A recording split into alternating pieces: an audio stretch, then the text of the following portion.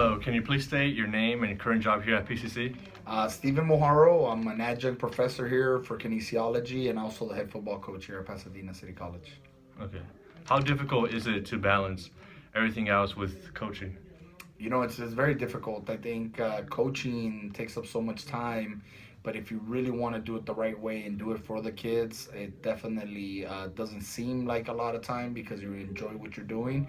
But on your personal life, it does take up all your time because you'd rather sacrifice yourself for those kids. And sometimes kids will call you late night, sometimes they call you really early in the morning, sometimes you got to do things for them early, and you just sacrifice on the weekends too for these kids. So it is definitely hard to balance, and you just got to find any time to get away, to have your own freedom a little bit. But if you're in this business, you're here for the kids.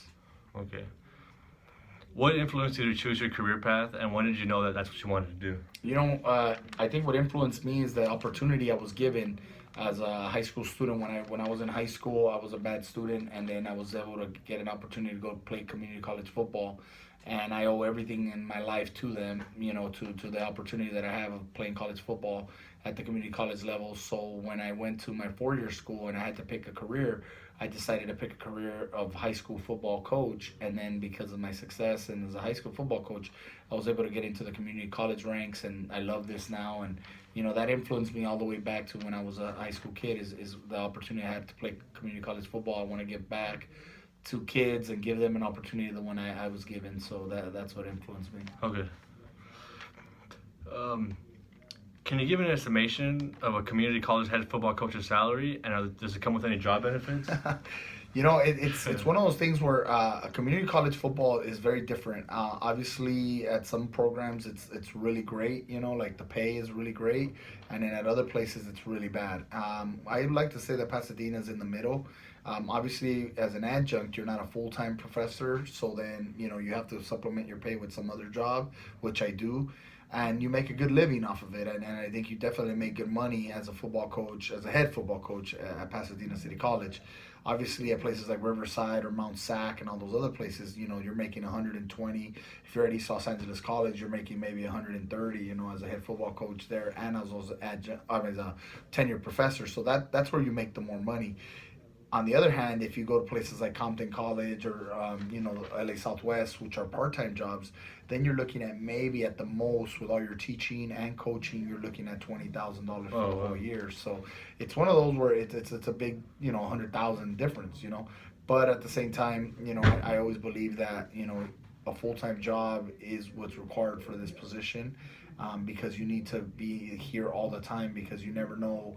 If you're not here in the mornings, the best player that's going to turn your program around was walking through the door, and you weren't here to answer the door. So that, and at the same time, an opportunity to get a kid to the next level knocks on your door, and you're not here to answer it, and that opportunity goes out the door. So that's why it's this position needs to be a full-time job. Okay. Does pay change when you're in the season?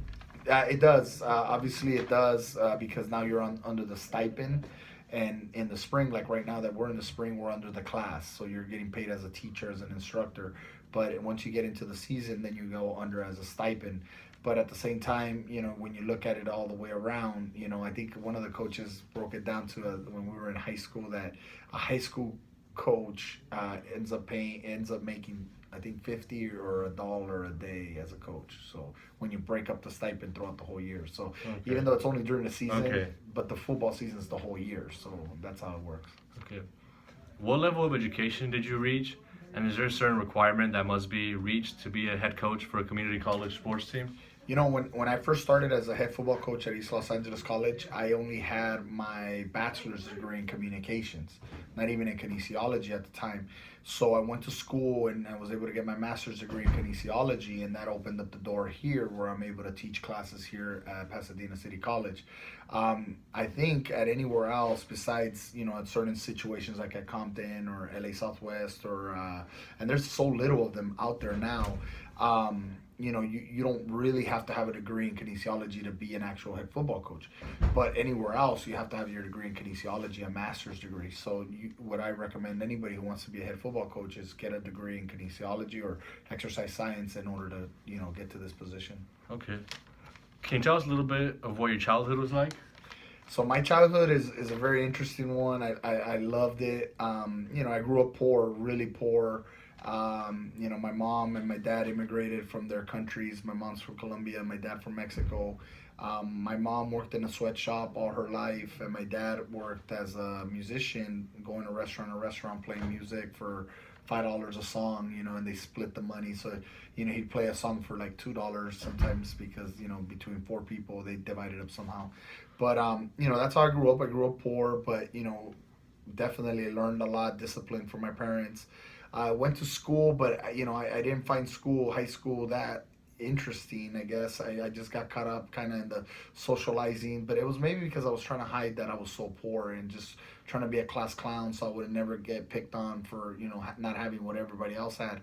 I had the opportunity to go to college, and when I went to college, I got financial aid, and that right there saved me a lot because that helped my parents along the way at the same time. And then once I started working, it became a better thing. But my childhood was, I played every sport I could. Luckily my mom was able to make, and my dad with some money so I could pay for spirit packs and everything. And, it was just a very challenging thing economically, but I had the time of my life as a kid. I mean, playing football and baseball every single day after school, it was a lot of fun, and, I'm very lucky for that. Is there any pressure that comes along with being the head coach of a college football team? If so, how do you handle that pressure? I everybody tells me, it's like, hey, you're very cool under pressure and stuff like that. And, I guess the only thing I could tell people about community college is that, yeah, everybody wants a winner and everybody needs that. And I think it's important that, you win, and that brings the pressure. But I think the more important thing for me is that the kids, the players on our team that are going to get a scholarship and they're going to move on, and you're going to create young men that are going to be successful in life. I think, to me, that takes the pressure off of anything, because in the end result, you're here for the kids. Win or lose, I think I could take my show somewhere else, and I'm trying to be cocky about that, but, I could go somewhere else and do the exact same thing and help kids at the end of the day.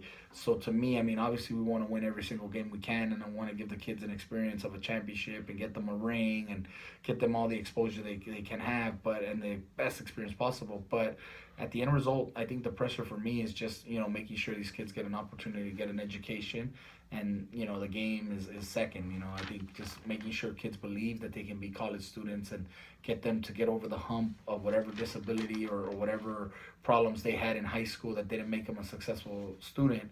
That pressure, get them over that. I think the game pressure about winning and losing is not as hard as much as it is. Okay. How do you move up from a high school football team or a college coach and so on? So it's very hard to get into college football. I get emails every single day of people trying to get into college football. Some very great, resumes I see all these things, but at the same time, you got to find the right fit. And I remember being that coach that used to send emails and resumes and going places and trying to get in somewhere. But at the same time, to get into college football, I really believe is that you have to start at the bottom, to appreciate it. And then at the same time, you got to work at it. You just can't walk into an opportunity unless you've been an experienced player or the coach, him really well, and they're going to give you an opportunity.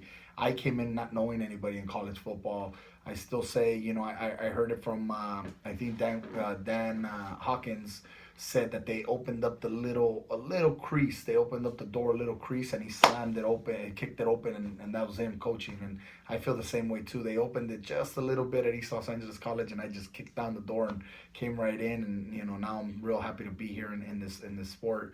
Obviously, a lot of our players have moved up. I mean, I have kids that I coached at the community college level who are now coaching at the Division I level, which is the coolest thing ever. But, they went a different route. And I always try to give kids that played for us an opportunity to come back. Like you, Caesar, if you ever want to be a coach, you could always come back and be a coach here. And you just give them an opportunity to get started so they don't have to start in high school, because it's really hard to get into college. It's very competitive. And at the higher levels, there's only a certain amount of numbers. And financially, a community college coach in California makes more money than a Division II, NAIA, Division III, and some 1AA assistants coordinators, so it's one of those things where a community college is where it's at, and I think you make a better impact. But yeah, getting into this is a really hard thing to do. Okay. During football season, can you describe what a typical day in the life of Coach Moharo is like? This is funny. So I get up at 4 in the morning. I watch a little bit of film, and then I try to get ready by at least 5:30 to go to work.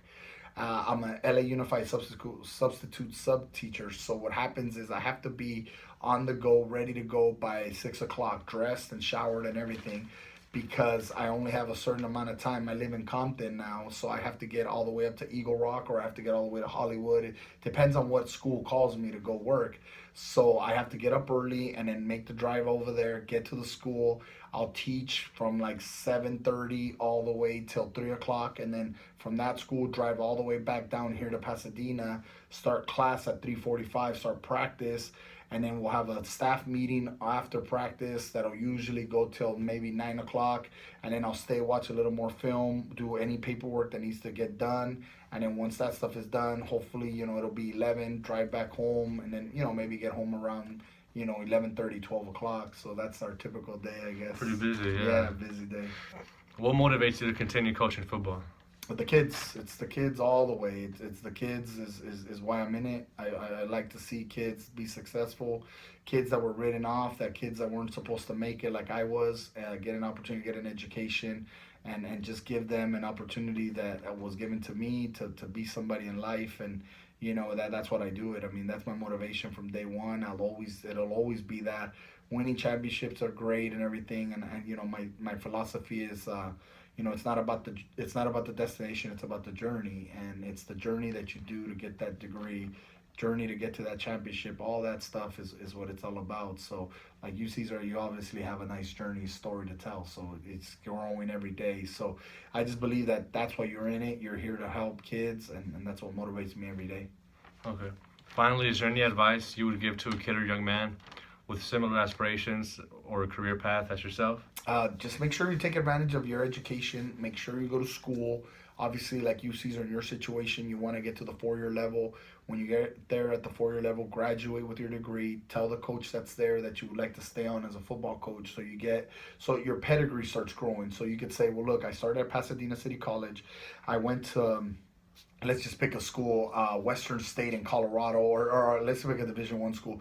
Let's say you went to San Diego State. So at San Diego State, Rocky Long, that's your pedigree now.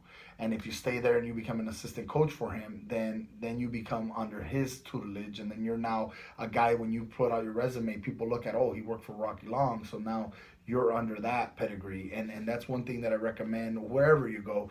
But your coaches, you ask them to stay as a coach and get your master's in kinesiology. Definitely get your master's in kinesiology, exercise science, because any job in football outside of the actual football thing, to supplement your pay, you're going to have to do teaching, and that's how you're going to make your money there.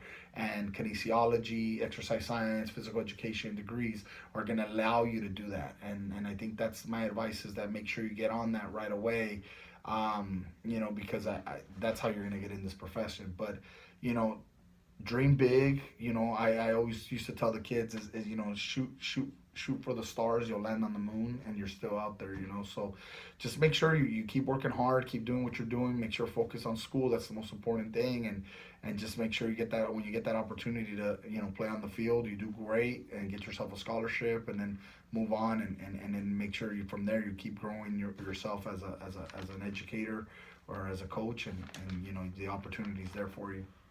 All right, sounds good. Thank you. All right, Cesar. Yeah. Thanks. Appreciate it.